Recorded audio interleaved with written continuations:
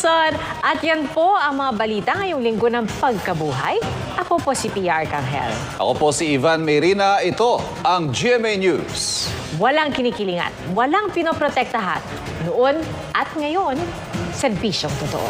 At dahil di natutulog ang balita, nakatutok kami 24 oras.